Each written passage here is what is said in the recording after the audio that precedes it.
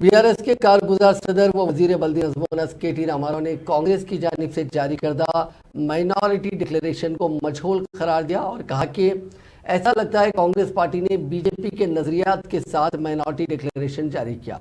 तेलंगाना भवन में मीडिया से बात करते हुए केटीआर ने कहा कि माइनॉरिटी डिक्लेरेशन के नाम से कांग्रेस पार्टी साजिश कर रही है। अक़लियतों के मामले में कांग्रेस और बीजेपी की सोच यकसा है क्योंकि पीसीसी सदर रेवंत रेड्डी बीजेपी जहनियत रखते हैं, इसीलिए दो जमातों के नजरियात के साथ मिलकर यह डिक्लेरेशन तैयार किया गया है। दस्तूर में साफ साफ कहा कि हिंदुस्तान में मुसलमान, सिख और ईसाई तीनों भी रिलीजियस माइनॉरिटीज हैं।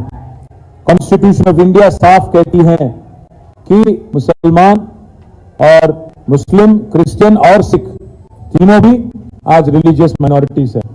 आज कांग्रेस पार्टी के डिक्लेरेशन ये कहता है, ये बोलता है कि एक कास्ट सेंसस करेंगे और सभी को इंक्लूडिंग माइनॉरिटीज को हम मिला देंगे बीसीस में।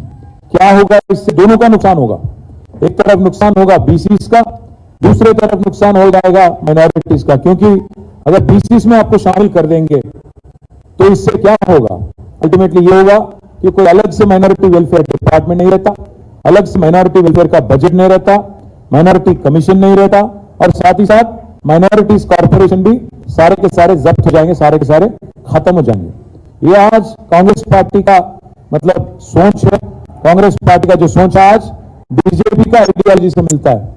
बीजेपी बार बार आज कह रही है पासमानदा मुसलमान, और लगता है कि कांग्रेस ने भी वही पन्ना, वही पेज आज निकाल के एक कोशिश कर रही है ताकि बैकवर्ड क्लासेस का और मुसलमानों का खास और माइनॉरिटीज का झगड़ा हो जाए। एक और मसला यह है इसमें कि एक मरतबा एक ही बार 2006-7 में एक बीसीई कैटेगरी क्रिएट किया गया, खास क्योंकि रिजर्वेशन देना था। बट इसका मतलब ये नहीं कि हर मुसलमान